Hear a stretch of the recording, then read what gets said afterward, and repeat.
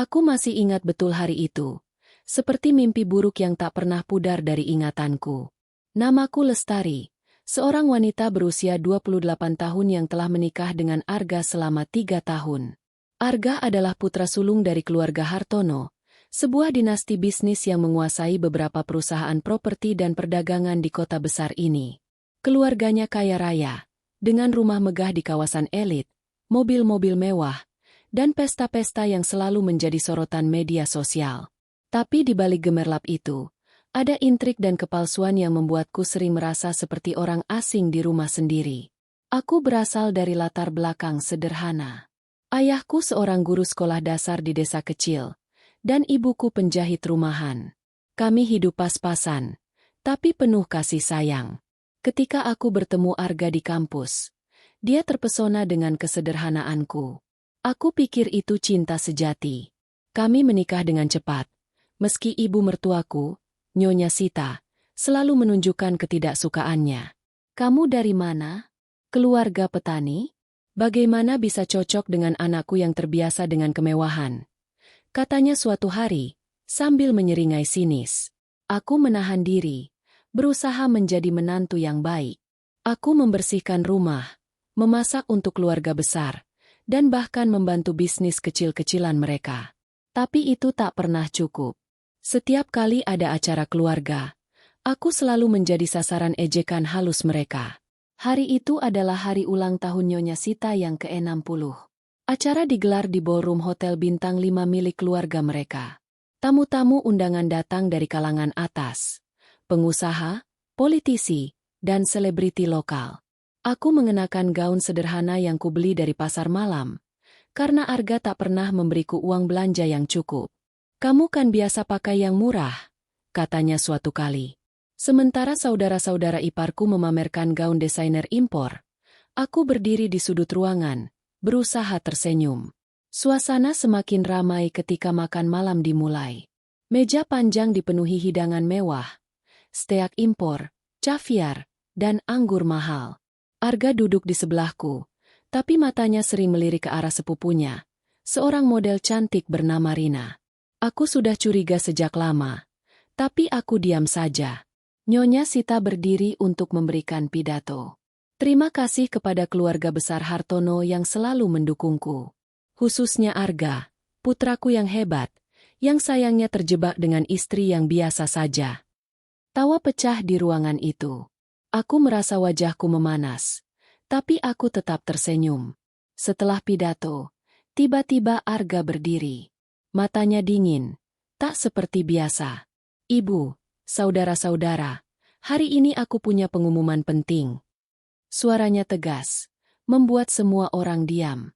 Aku memandangnya bingung. Lestari, aku sudah muak denganmu. Kamu tak layak menjadi istriku. Aku jatuhkan talak 3 padamu sekarang juga, di depan keluarga besar ini. Kata-katanya seperti petir menyambar. Ruangan hening sejenak.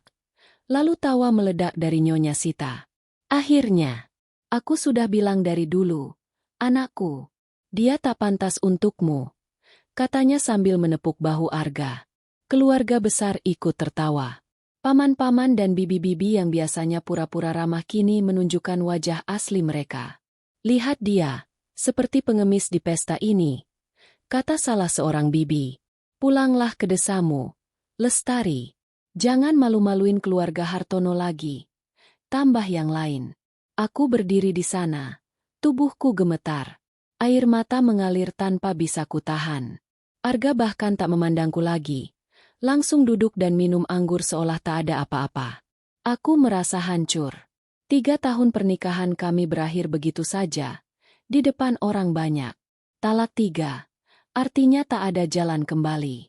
Dalam Islam, itu adalah perceraian final. Tapi di balik rasa sakit itu, ada sesuatu yang membara di dadaku. Mereka tak tahu siapa aku sebenarnya. Selama ini, aku menyembunyikan identitasku untuk alasan keamanan. Aku bukanlah gadis desa biasa.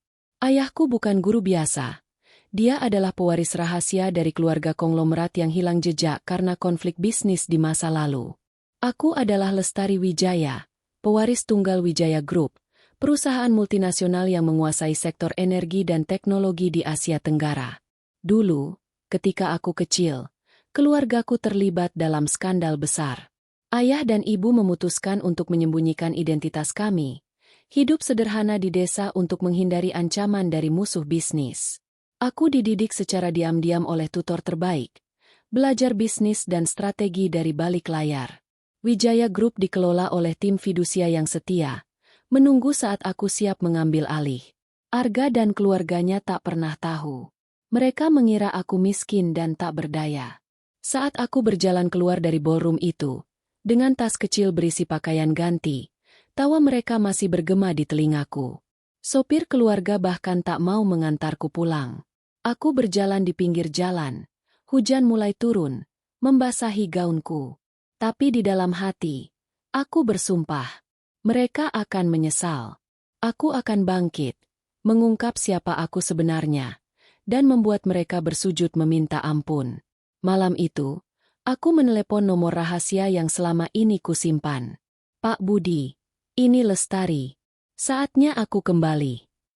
Suara di seberang telepon terdengar lega. Nona, kami sudah menunggu. Semua aset siap diaktifkan. Aku tersenyum tipis di tengah hujan. Ini baru awal. Keluarga Hartono akan belajar bahwa penghinaan mereka adalah kesalahan terbesar. Keesokan harinya, aku pindah ke apartemen sederhana yang kusewa dengan uang tabunganku sendiri. Aku mulai merencanakan. Wijaya Group memiliki jaringan luas, saham di bank, properti, dan bahkan media. Keluarga Hartono bergantung pada pinjaman dari bank yang kami kendalikan secara diam-diam. Aku akan mulai dari sana. Tapi untuk sekarang, aku biarkan mereka merayakan. Biarkan Nyonya Sita dan Arga berpikir mereka menang. Rahasiaku adalah senjata terkuatku. Dan ketika saatnya tiba, tawa mereka akan berubah menjadi tangis penyesalan. Hujan masih mengguyur kota ketika aku tiba di apartemen kecilku di pinggiran Jakarta. Tempat ini sederhana, jauh dari kemewahan rumah keluarga Hartono, tapi aku merasa lebih bebas di sini. Dindingnya agak retak, dan furnitur bekas yang kupunya hanya sebuah kasur tipis, meja kayu, dan lemari kecil. Tapi malam itu, aku tak peduli. Di dalam dadaku, ada api yang menyala, bukan hanya karena penghinaan yang kuterima, tetapi karena aku tahu waktuku telah tiba. Mereka mengira aku tak berdaya, tapi mereka tak tahu siapa Lestari Wijaya sebenarnya. Aku duduk di tepi kasur, memandang ponselku. Layar menunjukkan pesan dari Pak Budi, pengacara keluarga yang sudah seperti paman bagiku. Nona, semua dokumen sudah siap. Kapan Anda ingin bertemu? Aku menarik napas dalam-dalam. Selama ini, aku hidup dalam bayang-bayang untuk melindungi rahasiaku. Tapi kini aku siap melangkah ke cahaya. Aku adalah pewaris tunggal Wijaya Group, sebuah imperium bisnis yang dulu dibangun kakekku, seorang visioner di bidang energi dan teknologi. Perusahaan ini memiliki cabang di Singapura, Dubai, dan London, dengan aset yang bernilai triliunan rupiah. Tapi rahasia ini kujaga rapat, bahkan dari Arga, suamiku, atau lebih tepatnya, mantan suamiku. Latar belakangku bukanlah cerita sederhana seperti yang kuceritakan pada keluarga Hartono. Ayahku, Wijaya Kusuma, bukan hanya guru desa. Dia adalah putra sulung keluarga Wijaya yang terpaksa menyembunyikan identitasnya setelah skandal besar di dunia bisnis 2 dekade lalu. Saat itu, kakekku dikhianati oleh mitra bisnisnya, yang bekerja sama dengan oknum korup untuk mengambil alih Wijaya Group. Untuk melindungi keluarga, ayah memilih hidup sederhana di desa, mengganti nama belakang kami, dan membesarkanku sebagai anak petani biasa. Ibuku, seorang wanita tangguh, mendukung keputusan itu meski harus meninggalkan kehidupan mewahnya. Namun, di balik kehidupan sederhana itu, aku dididik untuk menjadi pewaris yang layak. Sejak kecil, aku belajar dari tutor privat terbaik yang dikirim ayah secara diam-diam. Aku menguasai ekonomi, manajemen, dan strategi bisnis. Bahkan sempat magang secara rahasia di cabang Wijaya Group di Singapura saat kuliah. Aku sengaja memilih hidup sederhana di depan Arga dan keluarganya untuk menjaga rahasia ini, Juga karena aku tak ingin menarik perhatian musuh lama keluargaku yang masih mencari-cari keberadaan kami.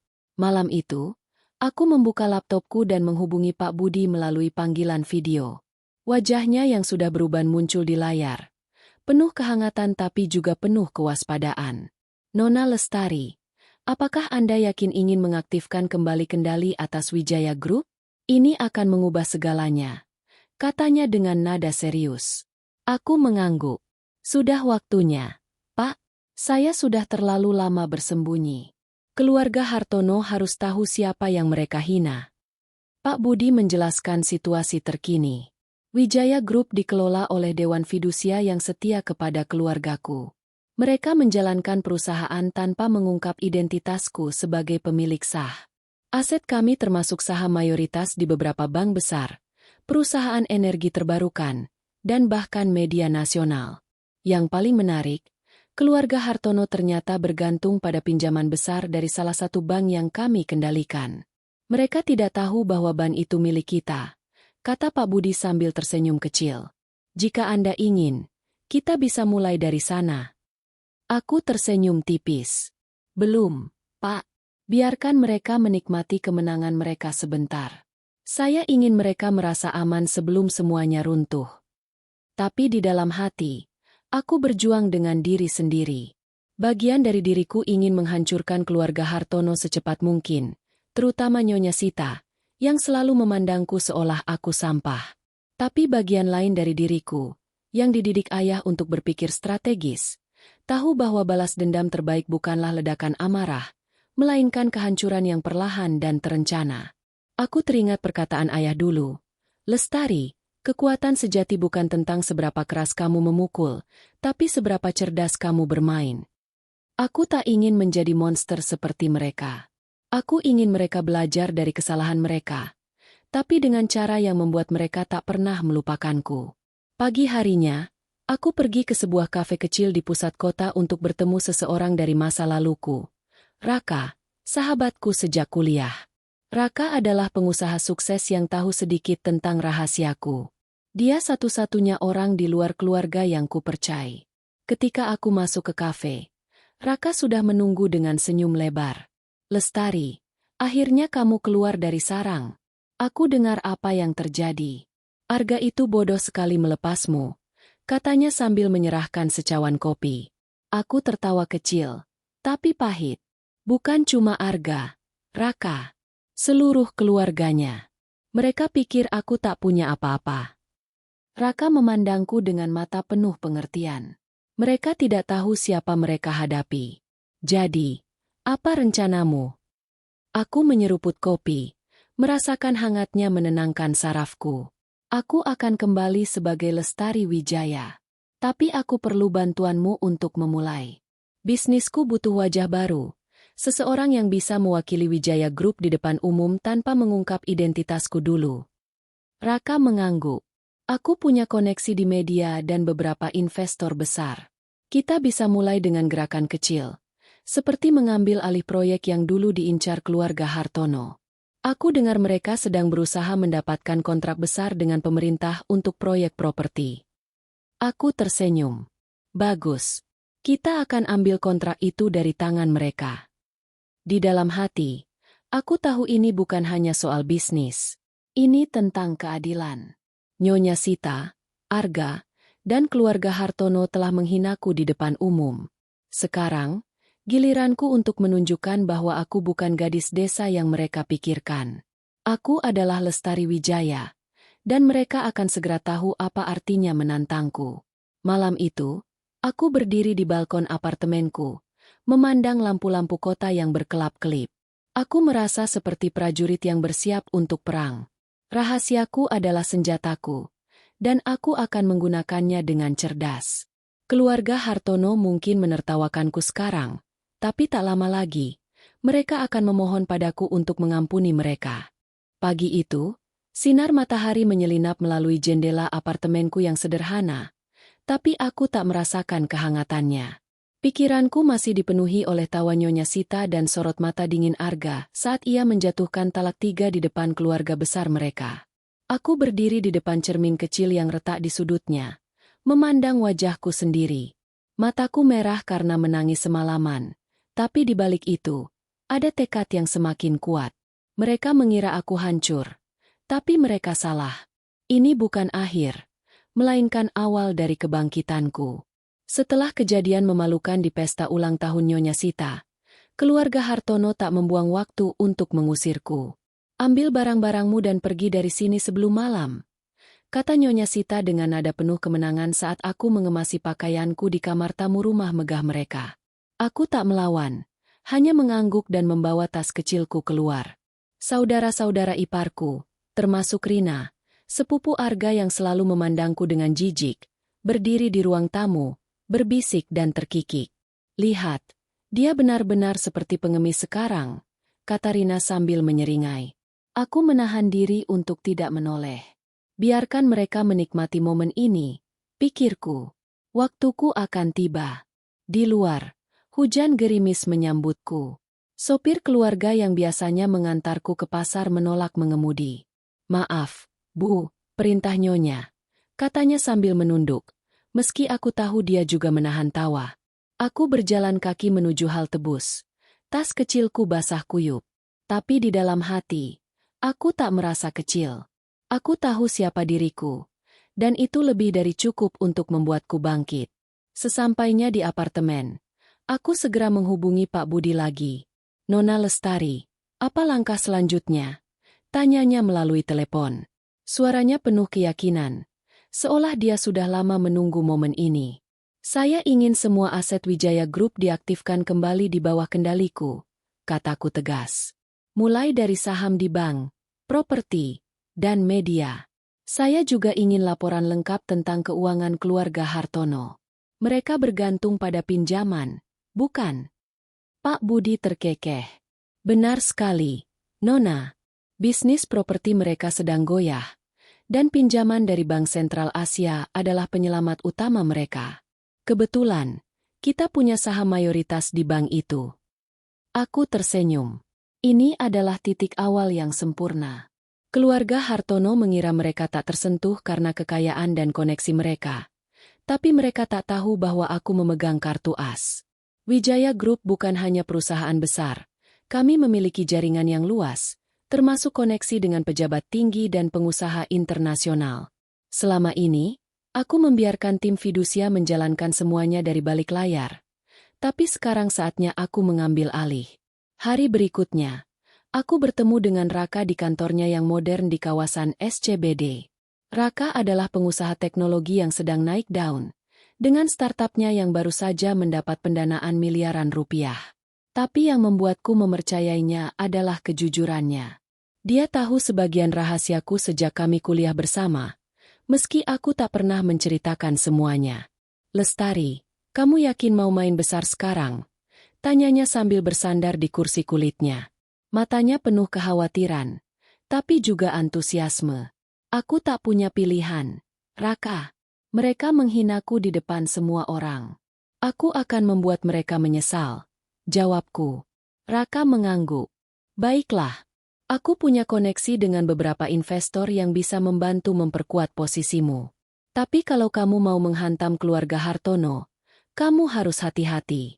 Mereka licik. Nyonya Sita terkenal suka main kotor dengan koneksi politiknya. Aku mengangguk. Aku tahu. Makanya aku tak akan terburu-buru. Aku ingin mereka merasakan tekanan perlahan, sampai mereka tak punya pilihan selain memohon padaku. Raka menawarkan bantuan lebih dari yang kuharapkan. Dia menghubungkanku dengan seorang konsultan keuangan yang bisa membantu menyusun strategi untuk mengambil alih kontrak besar yang sedang diincar keluarga Hartono, sebuah proyek pengembangan kawasan elit di pinggiran Jakarta. Proyek ini adalah kebanggaan Nyonya Sita, yang selalu membanggakan koneksinya dengan pejabat daerah. Tapi aku tahu, dengan sumber daya Wijaya Group, aku bisa menggagalkan rencana mereka. Sementara itu, di sisi lain kota, keluarga Hartono sedang merayakan kemenangan mereka. Aku mendapat kabar dari seorang kenalan bahwa Nyonya Sita mengadakan pesta kecil di rumahnya, mengundang teman-teman sosialitanya untuk merayakan kebebasan Arga dari istri kampungan. Aku membayangkan mereka tertawa, mengangkat gelas anggur, dan membicarakan betapa leletnya aku menangkap sindiran mereka selama ini. Tapi aku tak marah. Justru, itu memicu semangatku.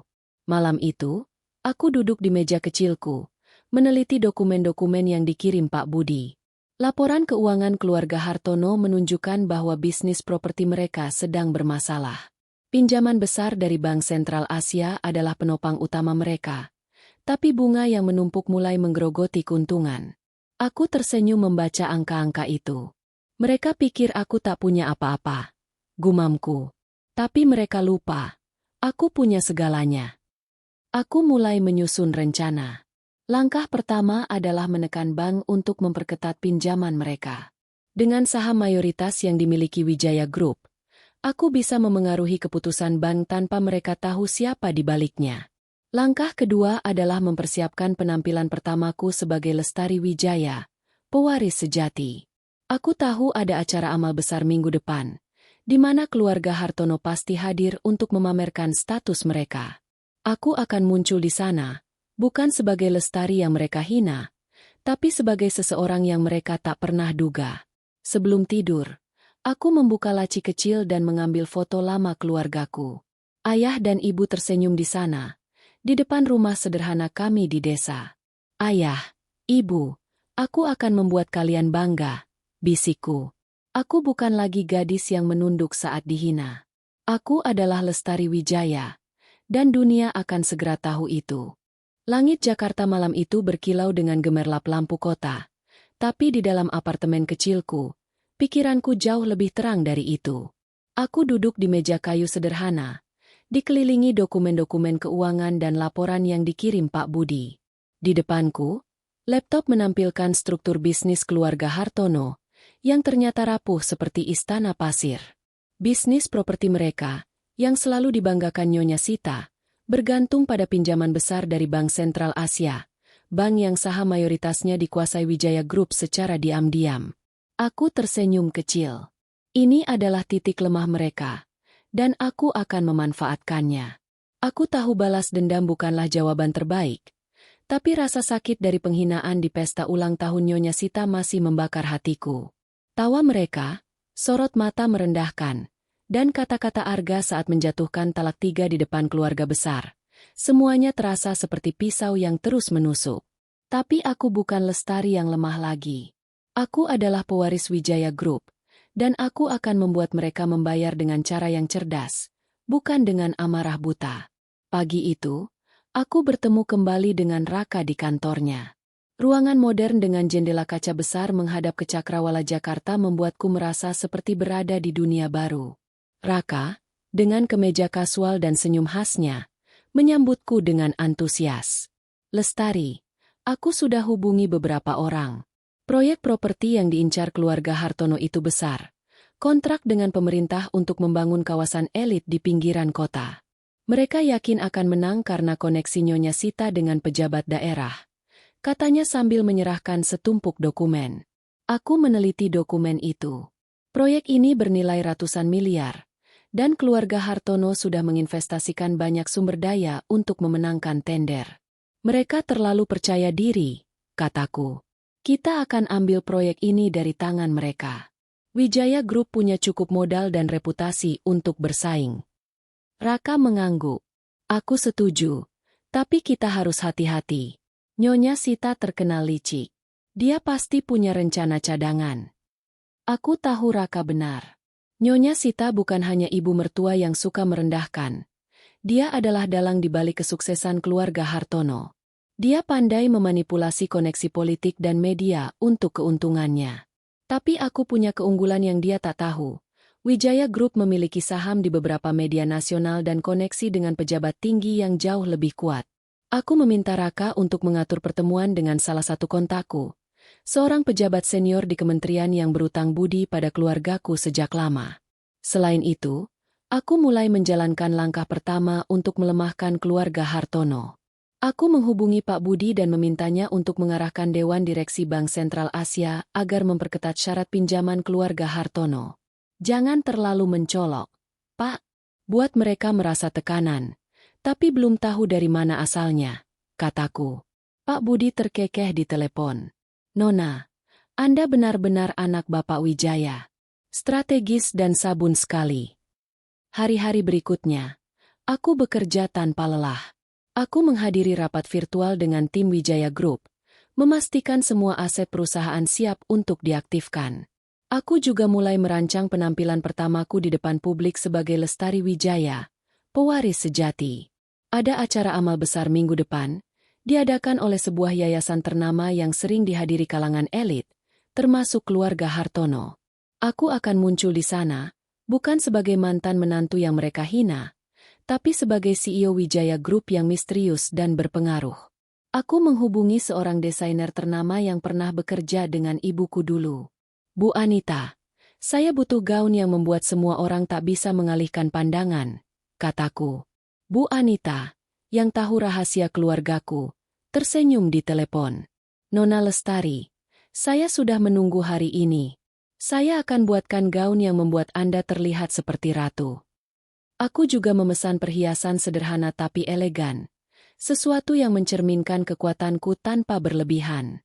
Aku ingin mereka melihatku sebagai ancaman yang tak mereka duga. Sementara itu, kabar dari Raka membawa angin segar. Lestari, aku dapat informasi bahwa bisnis Hartono mulai goyah. Bank Sentral Asia menaikkan bunga pinjaman mereka, dan mereka kesulitan membayar angsuran. Nyonya Sita panik, tapi mereka belum tahu siapa di balik ini, katanya dalam sebuah pesan. Aku tersenyum membaca itu. Tekanan mulai terasa, tapi ini baru permulaan. Malam sebelum acara amal, aku berdiri di depan cermin, mencoba gaun yang baru tiba dari Bu Anita. Gaun berwarna merah marun dengan potongan sederhana tapi anggun, memeluk tubuhku dengan sempurna. Aku memandang bayanganku, tak lagi melihat gadis desa yang dulu menunduk di depan Nyonya Sita. Ini waktunya, gumamku. Aku tahu acara amal itu akan menjadi panggung pertamaku. Keluarga Hartono pasti ada di sana, dan aku akan memastikan mereka mulai merasakan getaran ketakutan. Aku juga mendapat kabar dari Pak Budi bahwa skandal kecil mulai muncul di media tentang praktik bisnis keluarga Hartono. Salah satu proyek properti mereka diduga melanggar izin lingkungan, dan media yang kami kendalikan mulai meniupkan isu itu. Ini hanya pemanasan, Nona, kata Pak Budi. Kita bisa menggali lebih dalam kalau Anda mau. Aku mengangguk. Lakukan, tapi pastikan jejak kita bersih. Saya ingin mereka panik, tapi belum tahu siapa yang mereka hadapi. Di dalam hati, aku merasa perang batin. Bagian dari diriku ingin menghancurkan mereka secepat mungkin, tapi aku teringat nasihat ayah. Keadilan bukan tentang kehancuran total, Lestari. Ini tentang memberi pelajaran. Aku ingin mereka meminta maaf, bukan hanya karena takut, tapi karena mereka menyadari kesalahan mereka. Tapi untuk sekarang, aku akan membiarkan mereka tenggelam dalam rasa aman palsu mereka. Malam itu, aku duduk di balkon apartemenku, menatap kota yang tak pernah tidur. Aku membayangkan wajah Nyonya Sita dan Arga saat melihatku di acara amal nanti. Mereka akan berpikir aku hanya berpura-pura, tapi mereka akan segera tahu bahwa aku adalah kekuatan yang tak bisa mereka remehkan. Dengan Wijaya Group di belakangku, aku akan membuat mereka bersujud, bukan karena paksaan, tapi karena mereka tak punya pilihan lain. Malam itu, ballroom hotel mewah di pusat Jakarta berkilau dengan lampu kristal dan gemerlap gaun-gaun desainer. Acara amal tahunan Yayasan Harapan Bangsa menjadi magnet bagi para elit kota, pengusaha, pejabat, dan selebriti yang ingin memamerkan status mereka sekaligus berpura-pura peduli pada kaum kurang mampu. Aku berdiri di depan cermin kamar hotel yang kusewa khusus untuk malam ini, memandang bayanganku. Gaun merah marun buatan Bu Anita membalut tubuhku dengan sempurna, menonjolkan aura elegan namun tegas. Kalung perak sederhana dengan liontin berlian kecil melengkapi penampilanku. Aku bukan lagi Lestari yang mereka kenal, gadis desa yang selalu menunduk di hadapan Nyonya Sita. Malam ini, aku adalah Lestari Wijaya, pewaris Wijaya Group, dan aku siap membuat mereka terguncang. Aku tiba di venue dengan mobil yang dikirim Raka, sebuah sedan hitam mewah yang kontras dengan bus kota yang biasa kugunakan. Sopir membukakan pintu, dan aku melangkah keluar dengan penuh percaya diri. Di pintu masuk, Para wartawan dan fotografer sibuk mengambil gambar tamu-tamu penting. Aku sengaja memilih masuk sebagai tamu misterius yang diundang atas nama Wijaya Group. Undangan itu kuurus sendiri melalui koneksi yayasan yang diam-diam bekerja untukku. Saat aku melangkah ke dalam ballroom, kepala-kepala mulai menoleh. Bisik-bisik terdengar. Siapa dia? Dari perusahaan mana? Aku menahan senyum. Biarkan mereka penasaran. Di dalam, suasana sudah ramai. Meja-meja bundar dihiasi taplak sutra dan rangkaian bunga mawar putih. Aku melihat keluarga Hartono di meja utama, dekat panggung.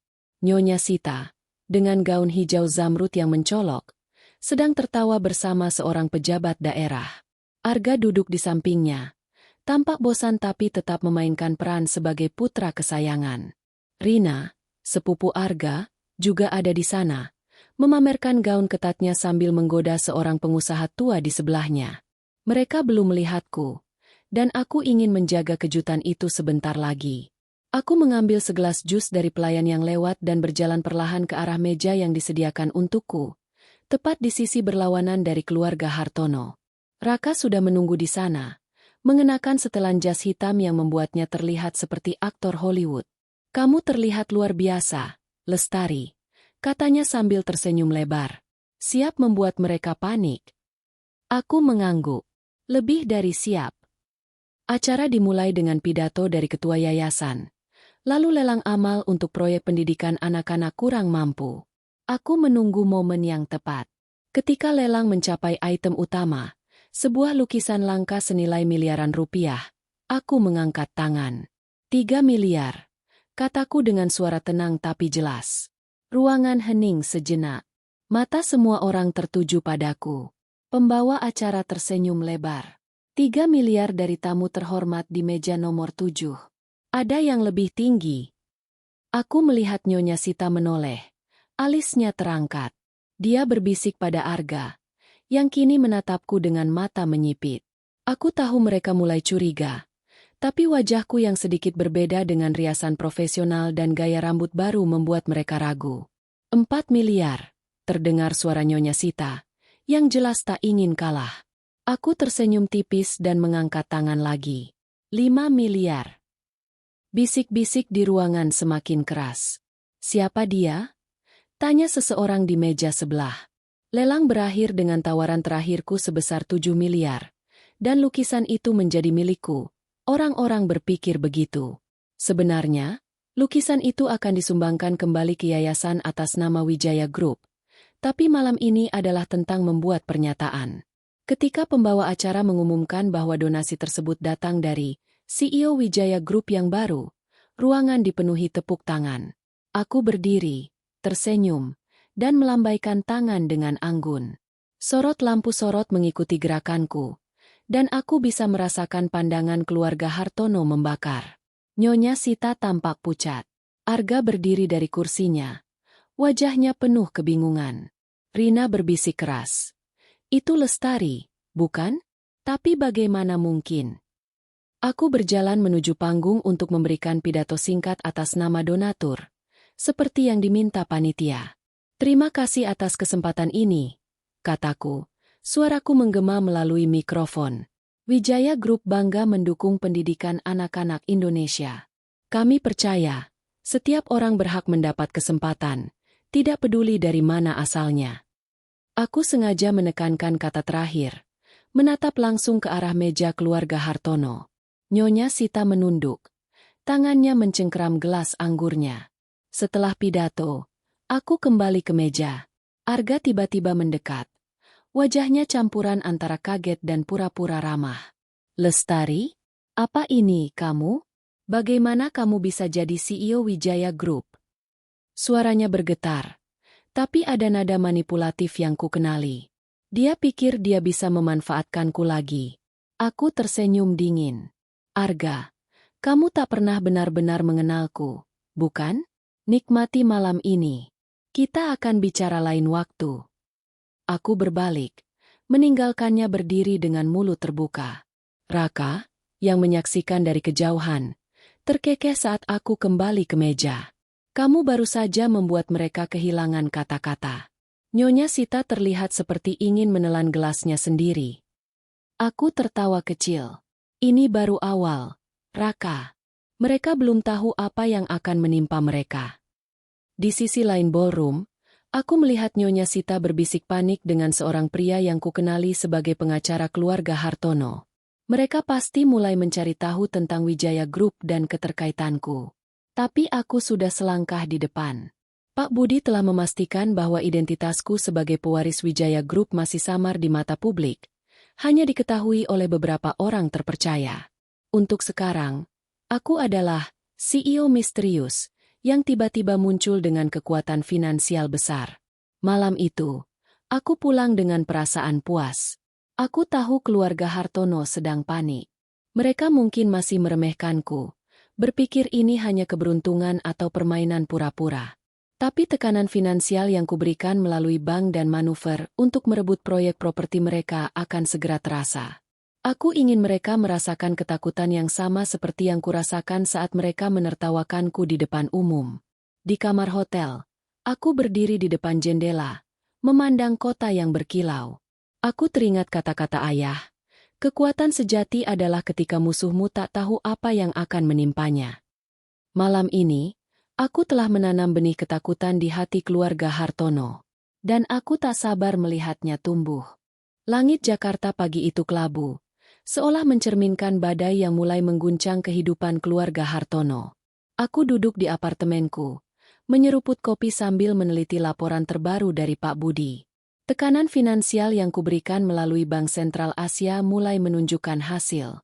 Pinjaman keluarga Hartono, yang selama ini menjadi tulang punggung bisnis properti mereka, kini dihimpit bunga tinggi dan tenggat pembayaran yang dipercepat. Dokumen-dokumen yang kuterima menunjukkan bahwa mereka telah menunggak 2 kali angsuran, dan bank, yang diam-diam kukuasai, sudah mengirim peringatan terakhir. Aku tersenyum kecil. Mereka pikir mereka tak tersentuh. Tapi kini pasir di bawah istana mereka mulai runtuh. Penampilanku di acara amal minggu lalu telah menjadi bahan pembicaraan di kalangan elit Jakarta. Media sosial dipenuhi spekulasi tentang CEO misterius Wijaya Group yang muncul tiba-tiba dengan donasi besar. Beberapa artikel bahkan mulai menggali hubunganku dengan keluarga Hartono, meski belum ada yang tahu pasti bahwa aku adalah Lestari, mantan menantu yang mereka hina. Nyonya Sita, Arga, dan keluarga besar mereka pasti sedang panik, terutama setelah melihatku di panggung malam itu. Aku sengaja membiarkan mereka menebak-nebak, membiarkan ketakutan mereka tumbuh seperti gulma. Pagi itu, aku bertemu Raka di sebuah kafe tersembunyi di kawasan Kemang. Dia membawa kabar baru. Lestari, proyek properti yang diincar keluarga Hartono hampir pasti jatuh ke tangan kita, katanya sambil menunjukkan email dari seorang pejabat kementerian. Koneksimu dengan Pak Darmawan di kementerian benar-benar bekerja. Mereka lebih memilih Wijaya Group karena rekam jejak kita yang bersih dan modal yang kuat. Aku mengangguk, merasakan kepuasan kecil. Proyek ini adalah kebanggaan Nyonya Sita, dan kehilangannya akan menjadi pukulan telak bagi reputasi mereka. Tapi hati-hati, lanjut Raka. Aku dengar Nyonya Sita sedang mencari tahu tentangmu. Dia menyewa detektif swasta untuk menggali informasi tentang Wijaya Group. Aku tertawa kecil. Biarkan saja. Mereka tak akan menemukan apa-apa yang kuinginkan. Pak Budi sudah memastikan semua jejakku tertutup rapi. Raka mengangguk, tapi matanya penuh kekhawatiran. Aku tahu kamu kuat, Lestari, tapi mereka bukan lawan sembarangan. Nyonya Sita punya koneksi di dunia hitam juga. Aku tahu Raka benar.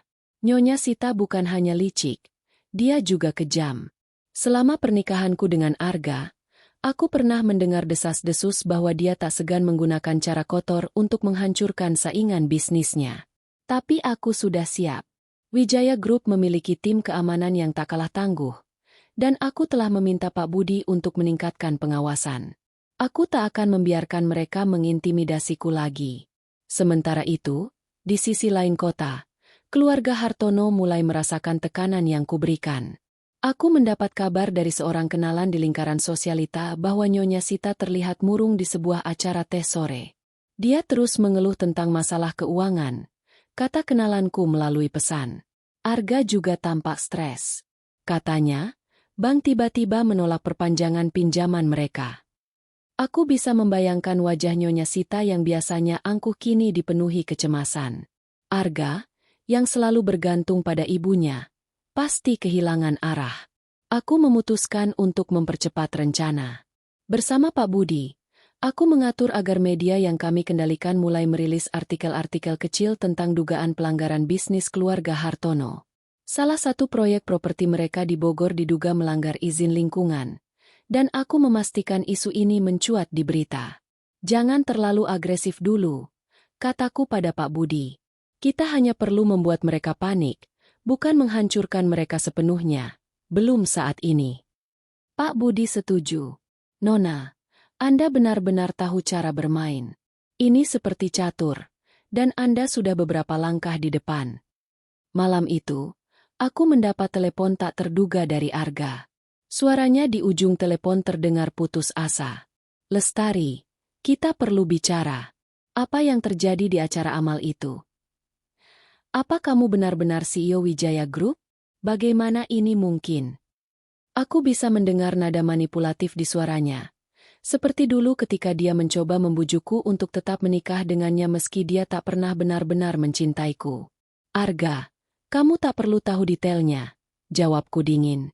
Tapi jika kamu dan keluargamu ingin selamat, kalian harus mulai berpikir ulang tentang apa yang kalian lakukan padaku. Arga terdiam sejenak sebelum berkata, Lestari, ayo kita ketemu. Kita bisa selesaikan ini dengan baik-baik. Aku menyesal. Aku hampir tertawa mendengar kata-kata itu. Menyesal? Dia hanya takut karena melihat kekuatanku sekarang. Kita akan bertemu, Arga, tapi bukan atas keinginanmu. Tunggu giliranmu, kataku sebelum menutup telepon. Beberapa hari kemudian, kabar buruk lain menimpa keluarga Hartono. Proyek properti yang mereka andalkan resmi diberikan kepada Wijaya Group. Aku sengaja hadir di konferensi pers pengumuman itu, mengenakan setelan blazer putih yang elegan. Ketika aku naik ke podium untuk memberikan pernyataan atas nama Wijaya Group, aku melihat Nyonya Sita dan Arga di antara penonton. Wajah Nyonya Sita pucat pasi. Tangannya mencengkeram tas desainernya seolah itu satu-satunya yang bisa menahannya. Arga menatapku dengan campuran kaget dan marah. Tapi aku tak peduli.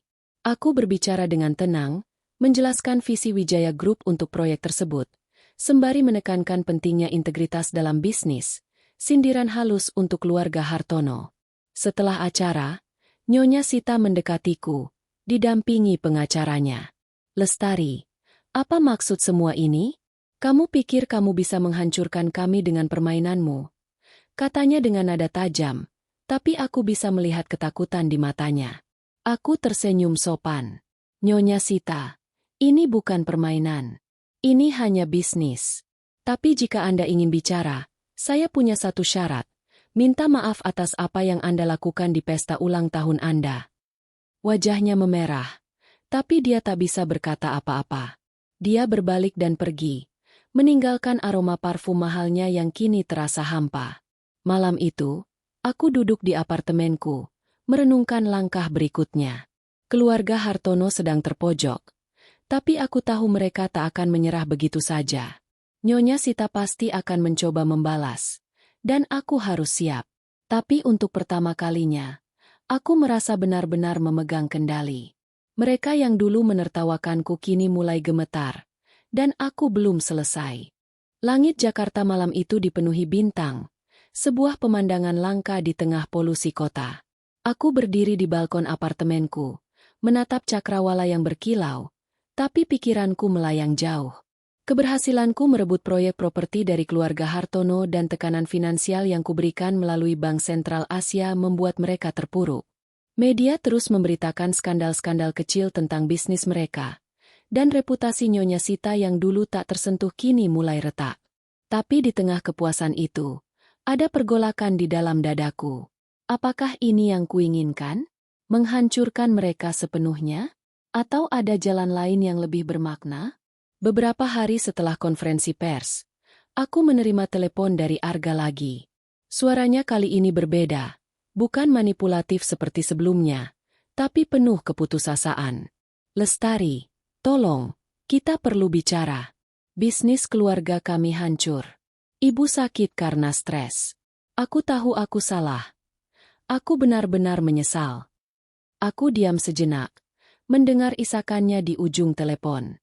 Bagian dari diriku ingin menertawakannya, mengingat bagaimana dia menghinaku di depan keluarga besarnya. Tapi bagian lain, yang dibentuk oleh nilai-nilai ayahku, mendorongku untuk mendengarkan. Arga, penyesalanmu terlambat. Tapi kalau kamu serius, kita bisa bertemu. Besok, di kafe biasa, kataku sebelum menutup telepon. Pagi itu, aku tiba di kafe kecil di Kemang, tempat aku sering bertemu Raka. Arga sudah ada di sana, duduk di sudut dengan wajah pucat dan mata sembab. Dia jauh dari pria arogan yang ku kenal. Setelahnya kusut, dan rambutnya tak lagi rapi seperti biasa. Lestari, katanya pelan saat aku duduk. Aku tahu aku tak pantas meminta apapun darimu. Tapi tolong, hentikan apa yang kamu lakukan. Keluargaku, kami kehilangan segalanya. Aku memandangnya, mencari tanda-tanda kejujuran di matanya. Tapi yang kulihat hanyalah ketakutan. Bukan penyesalan tulus, melainkan ketakutan akan konsekuensi. Arga, kamu pikir aku melakukan ini hanya karena amarah? Tanyaku dengan nada dingin. Kalian menghinaku, menertawakanku di depan semua orang, dan mengusirku seperti sampah. Apa yang kamu harapkan? Dia menunduk, tak mampu menjawab. Aku minta maaf, gumamnya. Tapi ibu, dia tak akan pernah minta maaf. Dia terlalu keras kepala. Aku tersenyum tipis. Itu masalahnya. Arga, kalian tak pernah belajar. Dan sekarang, kalian membayar harganya. Pertemuan itu membuatku termenung. Aku teringat kata-kata ayahku. Keadilan bukan tentang menghancurkan, Lestari. Ini tentang memberi pelajaran yang membuat mereka berubah. Aku mulai bertanya pada diri sendiri. Apakah aku ingin menjadi seperti Nyonya Sita, yang menggunakan kekuatannya untuk menindas? Atau apakah aku bisa menunjukkan kekuatan sejati dengan memberikan kesempatan untuk bertobat? Aku tahu keputusan ini tak akan mudah. Hatiku masih terluka, tapi aku juga tak ingin kehilangan kemanusiaanku. Aku menghubungi Raka untuk mendiskusikan langkah berikutnya. Lestari, kamu sudah membuat mereka bertekuk lutut, katanya sambil menyeringai di kafe yang sama sore itu. Tapi aku tahu kamu. Kamu bukan tipe yang akan menghabisi mereka begitu saja. Apa rencanamu? Aku menghela napas. Aku ingin mereka mengakui kesalahan mereka, Raka. Tapi aku juga ingin memberi mereka jalan keluar, dengan syarat. Mereka harus belajar rendah hati. Raka mengangguk. Itu bijaksana. Tapi hati-hati. Nyonya Sita tak akan menyerah begitu saja. Aku dengar dia sedang mencoba mencari pinjaman dari investor asing untuk menyelamatkan bisnis mereka. Aku tersenyum. Biarkan dia mencoba. Investor manapun yang berurusan dengan Hartono akan berpikir ulang setelah tahu skandal mereka. Dan aku punya kartu as lain. Kartu as itu adalah media. Wijaya Group memiliki saham di beberapa outlet berita besar. Dan aku meminta Pak Budi untuk meningkatkan liputan tentang pelanggaran bisnis keluarga Hartono. Namun, aku juga menginstruksikan agar ada artikel yang menawarkan solusi bagi mereka. Sebuah pintu keluar yang hanya bisa mereka capai jika bekerja sama dengan Wijaya Group. Aku ingin mereka datang padaku, bukan karena terpaksa, tapi karena mereka tak punya pilihan lain. Beberapa hari kemudian, kabar datang bahwa Nyonya Sita dirawat di rumah sakit karena serangan jantung ringan. Aku merasa campur aduk. Bagian dari diriku merasa bersalah, tapi bagian lain tahu bahwa ini adalah konsekuensi dari kesombongan mereka. Aku memutuskan untuk mengunjunginya, bukan sebagai mantan menantu, tapi sebagai Lestari Wijaya, CEO Wijaya Group. Di rumah sakit, aku melihat Nyonya Sita terbaring lemah di ranjang. Wajahnya pucat dan tanpa riasan yang biasanya tebal. Arga ada di sampingnya. Tampak canggung saat melihatku masuk. Lestari, apa yang kamu inginkan? Tanya Nyonya Sita dengan suara lemah, tapi nadanya masih penuh kebencian. Aku duduk di kursi di samping ranjangnya. Saya di sini bukan untuk menyakiti Anda, Nyonya. Saya di sini untuk menawarkan jalan keluar. Bisnis Anda bisa diselamatkan, tapi dengan syarat, Anda dan keluarga harus mengakui kesalahan Anda di depan publik dan bekerja sama dengan Wijaya Group untuk membangun kembali. Wajah Nyonya Sita memerah, tapi dia tak bisa berkata banyak karena kelemahannya. Arga memandangku dengan mata memohon. Lestari, tolong. Aku akan lakukan apa saja. Tapi ibu, dia tak akan setuju. Aku mengangguk. Itu pilihan kalian. Tapi ingat, waktu kalian semakin sempit. Aku berdiri dan meninggalkan ruangan, meninggalkan mereka dalam keheningan. Malam itu, aku duduk di apartemenku, merenungkan keputusanku. Aku bisa saja menghancurkan mereka sepenuhnya, mengambil semua aset mereka, membuat mereka jatuh miskin. Tapi aku memilih untuk memberi mereka kesempatan. Bukan karena aku lemah, tapi karena aku ingin menunjukkan bahwa kekuatanku bukan hanya tentang uang atau kekuasaan, melainkan tentang kebijaksanaan. Aku ingin mereka belajar, bukan hanya menderita. Sebelum tidur, aku membuka foto lama keluargaku. Wajah ayah dan ibu tersenyum kepadaku, seolah memberi restu. Ayah, ibu, aku harap kalian bangga, bisikku. Aku tahu perjalanan ini belum selesai, tapi untuk pertama kalinya, aku merasa damai dengan diriku sendiri. Keluarga Hartono mungkin belum bersujud, tapi mereka sudah mulai goyah. Dan aku siap untuk langkah berikutnya.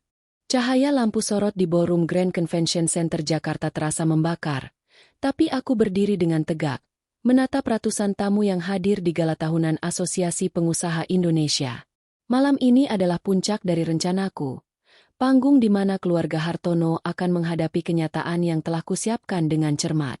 Gaunku malam ini, berwarna biru safir dengan potongan sederhana namun anggun, mencerminkan kekuatanku yang tak lagi tersembunyi. Aku bukan lagi Lestari yang mereka tertawakan, melainkan Lestari Wijaya, pewaris Wijaya Group, dan malam ini, dunia akan tahu siapa aku sebenarnya. Beberapa minggu terakhir telah mengguncang keluarga Hartono hingga ke dasar. Pinjaman mereka dari Bank Sentral Asia, yang kini kukuasai, telah jatuh tempo tanpa perpanjangan, membuat bisnis properti mereka ambruk. Media yang dikendalikan Wijaya Group terus mengungkap skandal-skandal kecil tentang pelanggaran lingkungan dan praktik bisnis curang mereka, merusak reputasi yang dulu mereka banggakan. Proyek besar yang mereka incar telah resmi menjadi milik Wijaya Group, dan Nyonya Sita, yang baru keluar dari rumah sakit, tak lagi bisa menyembunyikan kepanikannya. Arga, mantan suamiku, berulang kali mencoba menghubungiku, memohon pertemuan, tapi aku menolak. Waktu untuk bicara lewat. Sekarang adalah waktu untuk bertindak. Acara malam ini adalah panggung sempurna. Asosiasi Pengusaha Indonesia mengundangku sebagai pembicara utama atas nama Wijaya Group, sebuah kehormatan yang kuperoleh berkat donasi besar dan kesuksesan proyek kami. Aku tahu keluarga Hartono akan hadir. Mereka tak pernah absen dari acara bergengsi seperti ini, meski reputasi mereka sedang jatuh. Nyonya Sita, Arga, dan beberapa anggota keluarga lainnya duduk di meja dekat panggung. Wajah mereka penuh ketegangan. Aku bisa melihat Nyonya Sita mencengkeram tasnya, sementara Arga terus menunduk, menghindari tatapanku. Ketika pembawa acara memperkenalkanku, ruangan dipenuhi tepuk tangan. Lestari Wijaya, CEO Wijaya Group, seorang pemimpin muda yang membawa perubahan besar dalam dunia bisnis Indonesia, katanya dengan penuh semangat. Aku naik ke podium, menarik napas dalam-dalam, dan memulai pidatoku. Terima kasih atas kehormatan ini, kataku. Suaraku tenang tapi tegas. Wijaya Group berdiri atas nilai-nilai integritas, kerja keras, dan keadilan. Kami percaya bahwa bisnis bukan hanya tentang keuntungan, tapi juga tentang membangun masa depan yang lebih baik untuk semua. Aku sengaja memilih kata-kata yang menyindir keluarga Hartono tanpa menyebut nama mereka. Aku berbicara tentang pentingnya menghormati setiap individu, tak peduli latar belakang mereka, dan bagaimana kesombongan bisa menghancurkan bahkan kerajaan terbesar. Sorot lampu mengikuti gerakanku, dan aku bisa merasakan tatapan keluarga Hartono membakar. Tapi aku tak berhenti. Saya berdiri di sini bukan hanya sebagai CEO, tapi sebagai seseorang yang pernah direndahkan, dihina, dan dianggap tak berarti. Kataku, suaraku sedikit bergetar karena emosi. Tapi malam ini, saya di sini untuk menunjukkan bahwa kebenaran dan keadilan selalu menang. Ruangan hening sejenak sebelum meledak dalam tepuk tangan. Aku melirik ke arah meja keluarga Hartono. Nyonya Sita menunduk, wajahnya merah padam, sementara Arga tampak seperti ingin menghilang dari kursinya. Aku tahu ini adalah saatnya. Aku telah mengatur agar sebuah video pendek diputar setelah pidatoku. Sebuah dokumentasi tentang perjalanan Wijaya Group yang juga secara halus mengungkap keterkaitanku dengan keluarga Hartono. Video itu menunjukkan sekilas tentang masa laluku sebagai menantu keluarga Hartono, tanpa detail yang terlalu pribadi, tapi cukup untuk membuat mereka tersudut. Ketika video selesai, bisik-bisik memenuhi ruangan. Itu Lestari? Mantan istri Arga Hartono? Tanya seseorang di meja sebelah. Bagaimana mungkin dia pewaris Wijaya Group? Kata yang lain. Aku kembali ke podium untuk sesi tanya-jawab, dan seorang wartawan mengajukan pertanyaan yang kutunggu-tunggu. Bu Lestari, ada rumor bahwa Anda memiliki hubungan dengan keluarga Hartono. Bisakah Anda menjelaskan? Aku tersenyum. Saya memang pernah menjadi bagian dari keluarga Hartono, tapi sayangnya, mereka tak pernah benar-benar mengenali saya. Saya di sini bukan untuk membalas dendam, tapi untuk menunjukkan bahwa tak ada yang bisa menghentikan seseorang yang memiliki tekad dan kebenaran di pihaknya. Ruangan kembali bergemuruh dengan tepuk tangan, tapi kali ini, aku melihat Nyonya Sita bangkit dari kursinya dan berjalan keluar, diikuti pengacaranya. Arga tetap duduk. Wajahnya pucat seperti kertas. Setelah acara, media menyerbuku dengan pertanyaan, tapi aku menolak menjawab lebih lanjut. Aku ingin mereka fokus pada keberhasilan Wijaya Group, bukan drama pribadiku. Tapi efeknya sudah jelas.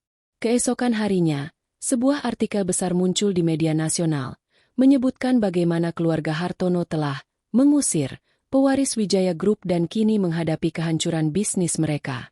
Nyonya Sita, yang tak tahan dengan tekanan publik, akhirnya mengeluarkan pernyataan resmi melalui pengacaranya, meminta maaf atas kesalahpahaman dengan mantan menantu mereka. Pernyataan itu penuh dengan kata-kata hati-hati, tapi aku tahu itu adalah pengakuan kekalahan. Arga kembali menghubungiku malam itu. Suaranya gemetar. Lestari, Ibu setuju untuk minta maaf di depan publik. Apa lagi yang kamu inginkan? Bisnis kami hancur. Reputasi kami lenyap. Apa ini belum cukup? Aku menghela napas. Arga, ini bukan tentang cukup atau tidak. Ini tentang keadilan. Kalian harus belajar bahwa tindakan memiliki konsekuensi. Jika kalian ingin bekerja sama dengan Wijaya Group untuk menyelamatkan sisa bisnis kalian, pintu itu masih terbuka, tapi dengan syaratku. Aku menutup telepon, merasa campuran antara kemenangan dan kelelahan. Aku telah membuat mereka bersujud, seperti yang kuyakinkan pada diriku sendiri di awal. Tapi kepuasan itu terasa hampa. Aku teringat kata-kata ibuku, kekuatan sejati adalah ketika kamu bisa memaafkan, bukan hanya menghukum. Malam itu, aku memutuskan bahwa aku akan memberikan mereka kesempatan untuk bangkit kembali, tapi dengan syarat mereka harus bekerja di bawah aturanku. Ini bukan lagi tentang balas dendam, tapi tentang membangun sesuatu yang lebih besar. Aku berdiri di balkon, menatap kota yang tak pernah tidur. Aku telah menang, tapi perjalanan ini belum selesai. Aku tahu Nyonya Sita dan Arga tak akan sepenuhnya berubah, tapi setidaknya, mereka kini tahu siapa Lestari Wijaya. Dan dunia juga tahu. Cahaya matahari pagi menyelinap melalui jendela apartemenku, membawa kehangatan yang lembut ke dalam ruangan kecil yang kini terasa seperti rumah. Setelah pengakuan publik keluarga Hartono di acara Gala Asosiasi Pengusaha Indonesia, hidupku berubah. Media tak henti-hentinya membicarakan Lestari Wijaya, pewaris misterius Wijaya Group, dan wajahku muncul di berbagai artikel dan acara televisi. Namun, di tengah sorotan itu, aku merasa perlu menarik napas dan merenung. Kemenangan atas keluarga Hartono terasa manis, tapi ada bagian dalam diriku yang bertanya, Apakah ini benar-benar yang kuinginkan? Aku duduk di sofa sederhana, menyeruput teh chamomile yang menenangkan, dan membuka laptop untuk memeriksa email. Pak Budi telah mengirim laporan terbaru tentang Wijaya Group. Proyek properti yang kami rebut dari keluarga Hartono berjalan lancar, dan saham perusahaan melonjak berkat publisitas positif. Namun, di antara dokumen-dokumen itu, ada satu pesan yang membuatku terdiam. Nyonya Sita, melalui pengacaranya, mengajukan proposal kerjasama dengan Wijaya Group untuk menyelamatkan sisa bisnis mereka. Syaratnya, mereka bersedia bekerja di bawah kendaliku dan mengakui kesalahan mereka secara terbuka. Aku tersenyum tipis. Mereka akhirnya menyerah. Tapi aku tahu permintaan maaf mereka lebih karena tekanan daripada ketulusan. Malam sebelumnya, aku bermimpi tentang ayah dan ibu. Dalam mimpi itu, mereka tersenyum kepadaku, seolah berkata bahwa aku telah melakukan yang terbaik. Aku teringat nasihat ayah, keadilan bukan tentang menghancurkan, lestari, tapi tentang memperbaiki. Kata-kata itu bergema di pikiranku. Aku telah membuat keluarga Hartono membayar harga atas penghinaan mereka. Tapi apakah aku harus menghancurkan mereka sepenuhnya? Aku mulai menyadari bahwa balas dendam, meski memuaskan untuk sesaat, tak memberikan kedamaian yang kucari. Aku memutuskan untuk bertemu Raka di kafe favorit kami di Kemang. Dia sudah menunggu dengan senyum lebar, seperti biasa. Lestari, kamu sekarang selebriti bisnis. Lihat ini. Katanya sambil menunjukkan artikel di ponselnya yang memuji kepemimpinanku di Wijaya Group. Aku tertawa kecil. Aku tak cari ketenaran, Raka. Aku hanya ingin mereka tahu bahwa mereka salah menilaiku. Raka mengangguk. Matanya penuh pengertian. Tapi sekarang apa? Kamu sudah menang. Apa langkah berikutnya? Aku menatap cangkir kopiku, memikirkan kata-kata itu. Aku ingin fokus pada sesuatu yang lebih besar, kataku pelan. Wijaya Group punya potensi untuk mengubah banyak hal, pendidikan, lingkungan, kesejahteraan masyarakat. Aku ingin meneruskan warisan ayah dan ibu, bukan hanya membuktikan sesuatu pada keluarga Hartono. Raka tersenyum. Itu Lestari yang ku kenal. Tapi bagaimana dengan mereka? Apa kamu akan terima proposal mereka? Aku menghela napas. Aku akan beri mereka kesempatan, tapi dengan syarat ketat. Mereka harus membuktikan bahwa mereka bisa berubah. Jika tidak, mereka akan kehilangan segalanya. Raka mengangguk. Kamu bijaksana, Lestari. Aku tahu kamu tak akan jadi seperti mereka. Sore itu, aku mengunjungi kantor pusat Wijaya Group untuk pertama kalinya sebagai CEO resmi. Gedung kaca modern di kawasan SCBD itu terasa seperti dunia baru bagiku. Karyawan menyambutku dengan hormat, tapi aku bisa merasakan rasa ingin tahu di mata mereka. Mereka pasti bertanya-tanya siapa aku sebenarnya, pikirku. Di ruang rapat, aku bertemu dengan tim eksekutif, yang semuanya setia pada keluargaku selama bertahun-tahun. Pak Budi memimpin presentasi tentang rencana ekspansi perusahaan, termasuk proyek filantropi untuk membangun sekolah di daerah terpencil. Aku merasa jantungan, mengetahui bahwa inilah warisan sejati yang ingin kujalankan. Namun, di tengah kesibukan itu, pikiranku kembali pada keluarga Hartono. Aku memutuskan untuk menerima proposal mereka, tapi dengan kontrak yang mengikat. Mereka akan bekerja sebagai mitra junior di proyek tertentu, di bawah pengawasan ketat Wijaya Group. Aku juga mensyaratkan bahwa Nyonya Sita dan Arga harus membuat pernyataan publik yang lebih tulus, bukan hanya formalitas seperti sebelumnya. Aku ingin mereka belajar rendah hati, bukan hanya menyelamatkan muka. Malam itu, aku menerima pesan dari Arga. Lestari, terima kasih atas kesempatannya. Aku tahu ibu sulit berubah, tapi aku akan coba membuatnya mengerti. Aku benar-benar menyesal atas semua yang terjadi. Aku membaca pesan itu tanpa balas. Bagian dari diriku ingin mempercayainya. Tapi aku tahu Arga. Dia selalu pandai berkata-kata. Tapi tindakannya sering tak sejalan.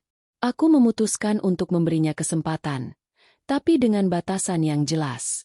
Aku tak akan lagi membiarkan diriku dimanipulasi. Di tengah refleksi itu, Raka mengajakku makan malam di sebuah restoran kecil yang tenang.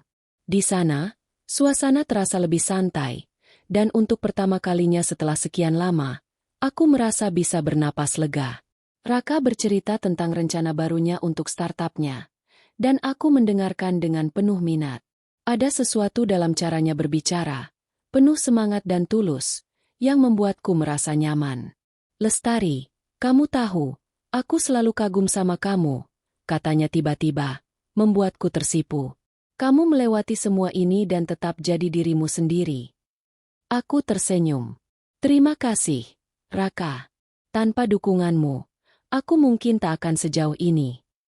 Malam itu, untuk pertama kalinya, aku merasa ada ruang untuk membuka hati lagi.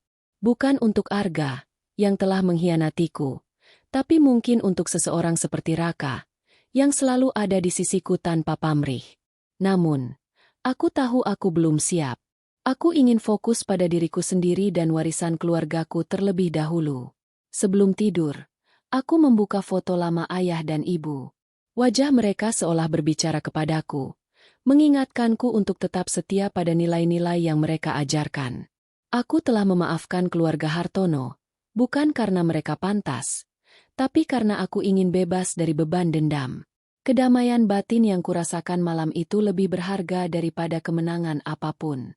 Aku tahu perjalanan ini belum selesai, tapi aku siap menghadapi apapun yang datang, dengan hati yang lebih ringan. Cahaya matahari pagi menyelimuti Jakarta dengan kehangatan yang lembut, seolah merayakan babak baru dalam hidupku. Aku berdiri di balkon kantor pusat Wijaya Group, menatap cakrawala kota yang kini terasa seperti milikku. Gedung kaca modern di kawasan SCBD ini telah menjadi rumah keduaku, tempat di mana aku menjalankan warisan keluargaku dengan penuh semangat. Setelah perjuangan panjang melawan keluarga Hartono, aku akhirnya menemukan kedamaian, bukan hanya karena kemenanganku, tapi karena aku memilih untuk melepaskan dendam dan membangun sesuatu yang lebih bermakna. Setelah pengakuan publik Nyonya Sita dan Arga, kehidupan mereka berubah drastis. Bisnis keluarga Hartono, yang dulu megah, kini hanya bayangan dari kejayaannya. Dengan syarat ketat yang kuberikan, mereka setuju untuk bekerja sebagai mitra junior di bawah Wijaya Group. Aku memastikan kontrak itu mengikat, dengan klausul yang mewajibkan mereka untuk menjalankan bisnis secara transparan dan etis. Nyonya Sita, yang dulu angkuh, kini terlihat lebih pendiam di pertemuan-pertemuan bisnis. Arga, meski masih berusaha memohon simpati, mulai belajar untuk bekerja keras demi membangun kembali nama keluarganya. Aku tak yakin mereka benar-benar berubah, tapi aku memberi mereka kesempatan untuk membuktikannya. Sementara itu, Wijaya Group berkembang pesat. Proyek properti yang kami rebut dari keluarga Hartono menjadi sorotan nasional, bukan hanya karena skalanya, tapi juga karena pendekatan kami yang berfokus pada keberlanjutan dan kesejahteraan masyarakat. Aku meluncurkan inisiatif filantropi baru, membangun sekolah dan pusat pelatihan kerja di daerah-daerah terpencil, sesuai dengan visi ayah dan ibuku. Media memuji langkahku, dan aku mulai dikenal sebagai pengusaha muda yang menginspirasi. Namun, di tengah sorotan itu, aku tetap berusaha menjaga kerendahan hati, mengingat asal-usulku sebagai gadis desa yang pernah direndahkan. Raka, sahabat setiaku, menjadi bagian penting dari perjalanan ini. Dia tak hanya membantu dengan koneksi dan strateginya, tapi juga menjadi tempatku bersandar di saat-saat sulit. Suatu malam, saat kami makan malam di restoran kecil favorit kami, dia berkata dengan nada serius, "Lestari, kamu sudah mencapai lebih dari yang pernah kamu bayangkan. Apa rencanamu sekarang?" Aku tersenyum, menatap matanya yang penuh kehangatan. Aku ingin terus membangun, Raka. Bukan hanya untuk Wijaya Group, tapi untuk orang-orang yang tak pernah mendapat kesempatan seperti aku. Dia mengangguk, dan untuk pertama kalinya, aku merasa ada sesuatu yang lebih dari sekadar persahabatan di antara kami. Tapi aku tahu, aku perlu waktu untuk menyembuhkan luka masa laluku sebelum membuka hati lagi. Aku juga mulai menjalin hubungan yang lebih baik dengan beberapa anggota keluarga Hartono yang tak terlibat langsung dalam penghinaan terhadapku. Salah satunya adalah Tante Mira, Bibi Arga yang selalu bersikap netral. Dia mengundangku untuk minum teh di rumahnya, Sebuah langkah yang mengejutkanku. Lestari, aku tahu keluargaku salah padamu, katanya dengan tulus. Tapi aku harap kamu bisa memaafkan kami dan membantu kami bangkit kembali. Aku mengangguk, menghargai keberaniannya. Tante, aku tak punya niat menghancurkan kalian. Tapi kalian harus belajar dari ini. Aku akan membantu, tapi dengan cara yang adil. Tante Mira tersenyum, dan aku merasa ada harapan bahwa tidak semua Hartono sekeras Nyonya Sita. Malam itu, aku duduk di apartemenku, membuka album foto lama keluargaku. Gambar ayah dan ibu di depan rumah sederhana kami di desa membawa kembali kenangan manis. Aku teringat bagaimana mereka mengajarkanku untuk tetap kuat meski dunia mencoba menjatuhkanku. Ayah, ibu, aku harap kalian bangga, bisikku. Air mata kecil mengalir di pipiku. Aku telah membuktikan bahwa aku bukan gadis yang bisa mereka remehkan. Tapi lebih dari itu, aku telah menemukan tujuan hidupku, menggunakan kekuatanku untuk kebaikan. Beberapa minggu kemudian, aku diundang sebagai pembicara di sebuah seminar nasional tentang pemberdayaan perempuan. Di depan ratusan peserta, aku berbagi ceritaku, bukan hanya tentang kemenanganku atas keluarga Hartono, tapi tentang perjalanan dari seorang gadis desa menjadi pemimpin yang menginspirasi. Aku berbicara tentang pentingnya ketahanan, keberanian, dan memaafkan tanpa melupakan. Ketika aku selesai, tepuk tangan menggema, dan aku melihat beberapa wanita muda di antara penonton menangis, seolah ceritaku menyentuh hati mereka. Di sisi lain, keluarga Hartono mulai menunjukkan tanda-tanda perubahan. Nyonya Sita, meski masih sulit menerima kekalahan, mulai menghadiri rapat dengan sikap yang lebih kooperatif. Arga, di bawah tekanan, mengambil kursus manajemen untuk meningkatkan kemampuannya. Aku tak sepenuhnya mempercayai mereka, tapi aku melihat upaya, dan itu cukup untuk saat ini. Aku tahu perubahan sejati membutuhkan waktu, dan aku bersedia memberi mereka ruang untuk membuktikannya.